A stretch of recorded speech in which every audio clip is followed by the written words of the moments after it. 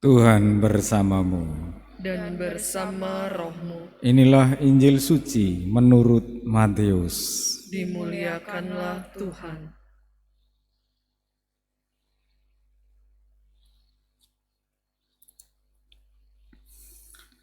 Sekali peristiwa Yesus bersama murid-muridnya ada di Galilea. Ia berkata kepada mereka, Anak manusia akan diserahkan ke dalam tangan manusia. Mereka akan membunuh dia, tetapi pada hari ketiga ia akan dibangkitkan. Maka hati para murid itu pun sangat sedih.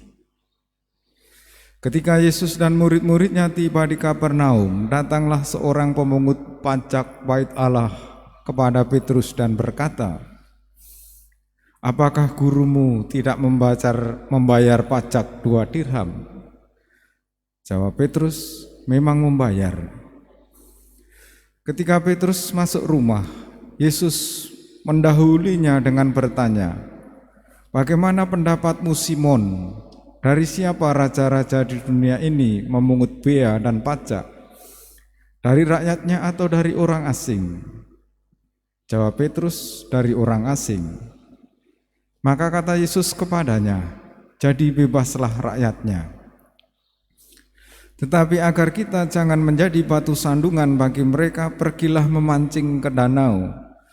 Dan ikan pertama yang kamu pancing, tangkaplah dan bukalah mulutnya. Maka engkau akan menemukan mata uang 4 dirham di dalamnya. Ambillah itu dan bayarlah kepada mereka, bagiku dan bagimu. Demikianlah sabda Tuhan. Terpujilah Kristus.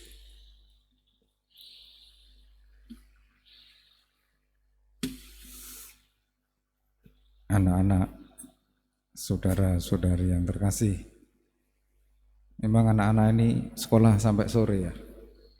Ini sebelum sempat pulang langsung ke gereja ya, masih pakai seragam. Kasihan saya, imut mereka.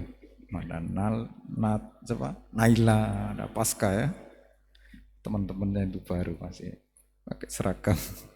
Lucu kalian pakai seragam, terharu saya.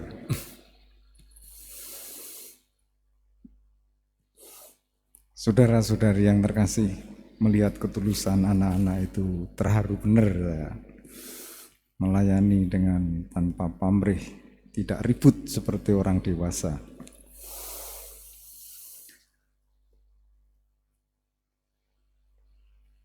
Ketika Yesus menyatakan dirinya bahwa anak manusia harus diserahkan kepada tangan manusia dan membunuh dia, tetapi pada hari ketiga ia akan dibangkitkan, para murid sedih sekali.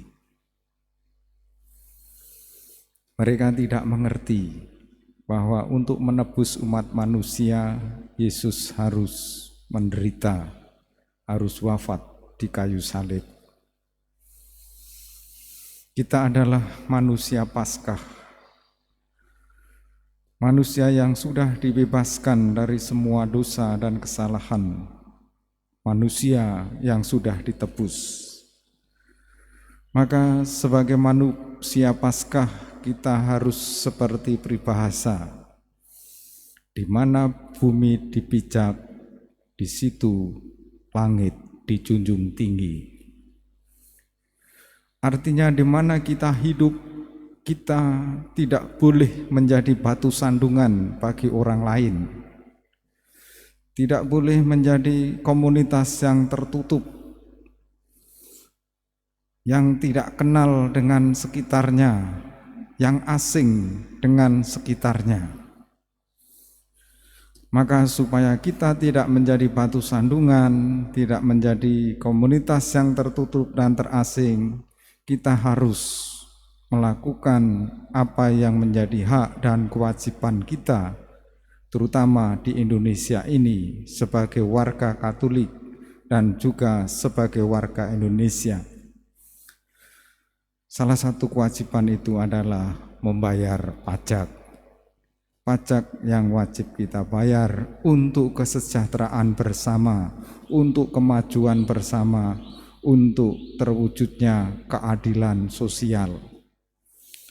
Yesus dulu supaya para murid tidak menjadi batu sandungan, mereka pun membayar pajak bait Allah yang dibayarkan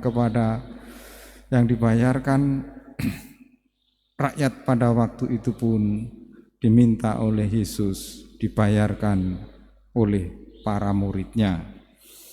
Maka ketika mereka diminta Yesus untuk menangkap ikan di danau, ikan pertama yang dipancing, yang didapat itu supaya dibuka mulutnya, karena di dalam ikan itu ditemukan 4 uang dirham, dan 4 uang dirham itu ambillah dan bayarlah, dan dikatakan bagiku dan bagimu, berarti Yesus juga membayar dan juga semua para muridnya. Mari kita menjadi manusia Paskah yang hidup